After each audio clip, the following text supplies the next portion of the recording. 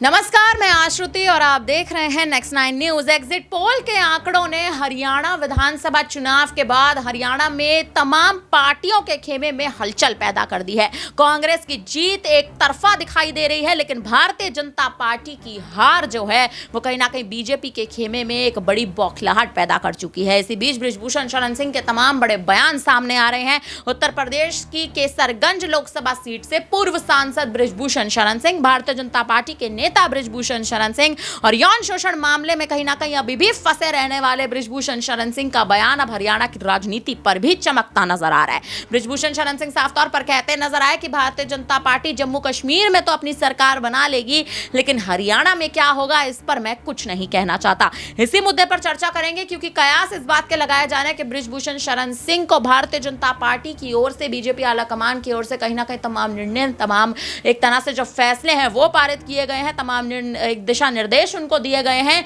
कि बृजभूषण शरण सिंह कोई भी बयान विनेश फोगाट या किसी भी पहलवान के खिलाफ बोलते नहीं नजर आएंगे। इसी मुद्दे पर मनीष से बात करेंगे। मनीष, छोटा सा सवाल है आपसे लेंगे, क्या लगता है बृजभूषण शरण सिंह का ऐसी स्थिति पर कहीं ना कहीं बयान आना, दूसरी ओर जुलाना की सीट में पहुंचकर चुनाव प्रचार में कहीं ना कहीं सेंधमारी करते नजर आना, हाल ही के दौर में जब हमने हरियाणा में देखा था चुनाव प्रचार के दौरान बृजभूषण शरण सिंह ने विनेश फोगाट का खेल बिगाड़ने के लिए तमाम बड़े बयान वो देते नजर आए थे। क्या लगता है बृजभूषण शरण सिंह आखिर किस स्थिति में यह बयान दे रहे हैं? जी बिल्कुल, यहाँ पर देखिए कि विनेश फोगाट ने जब यहाँ पर हरियाणा में विधानसभा चुनाव में लड़ने की बात यहाँ पर उनकी सामने आती है, कांग्रेस की तरफ से चुनाव लड़वाने की बात होती है, तो बीजेपी ये कहती हुई नजर आती है कि जो महिला पहलवानों ने, ये यूं कहे कि तमाम जो पहलवानों ने जो जंतर मंतर पर बृजभूषण शरण सिंह के यौन शोषण मामले के खिलाफ जो धरना प्रदर्शन किया था, वो कांग्रेस की सोची समझी साजिश थी। ये यूं कहे कि कांग्रेस का प्लान था और उसी प्लान के माध्यम से उन्होंने भारतीय जनता पार्टी की छवि को धूमिल किया है, बृजभूषण शरण सिंह की छवि को धूमिल किया है। उसके बाद कहीं ना कहीं ये एक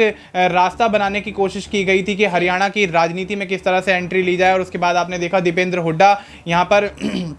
जिस तरीके से विनेश फोगाट के समर्थन में उतरते हुए नजर आए थे और उनको देश की बेटी और तमाम बड़ी चीज़ें उनके खिलाफ, उनके बारे में बोलते हुए नजर आए थे, और बृजभूषण शरण सिंह के खिलाफ यहाँ पर कहीं ना कहीं बयानबाजी दीपेंद्र हुड्डा भी करते हुए नजर आए। और ऐसे में कांग्रेस का समर्थन मिलने के बाद जब यहाँ पर जुलाना से विनेश फोगाट के लड़ने की बात आती है, तो कहीं ना कहीं भारतीय जनता पार्टी के खेमे में हलचल मचती हुई नजर आती है। अब देखिए आपने कि जिस तरह से आपने समझाया कि बृजभूषण शरण सिंह जुलाना जाकर यहाँ पर बयानबाजी करते हुए नजर आए और कहीं ना कहीं विनेश फोगाट का खेल बिगाड़ते हुए नजर आए। अब देखना यह होगा कि किस तरह से विनेश फोगाट का खेल बिगाड़ने में बृजभूषण कामयाब हो पाते हैं या नहीं, या विनेश फोगाट इस तरह से दमखम भरती हुई यहां पर नजर आई, हरियाणा की जनता के अंदर जोश उत्साह भरती हुई नजर आई कि वो अपने साथ साथ आने वाले समय में जो हरियाणा के विधानसभा के चुनाव परिणाम आने हैं उसमें आसपास की सीटों पर भी कहीं ना कहीं वोट बैंक में सेंधमारी करती हुई नजर आ सकती हैं और वो वोट बैंक कांग्रेस के पाले में जाता हुआ नजर आ सकता है। ये भी देखना दिलचस्प होगा। कहीं ना कहीं बृजभूषण शरण सिंह के हाल ही में उठाए बड़े कदम और विनेश फोगाट का खेल बिगाड़ने के लिए उनकी बड़ी रणनीतियां, वहीं भारतीय जनता पार्टी के निर्देश जो उन्हें जारी किए गए हैं।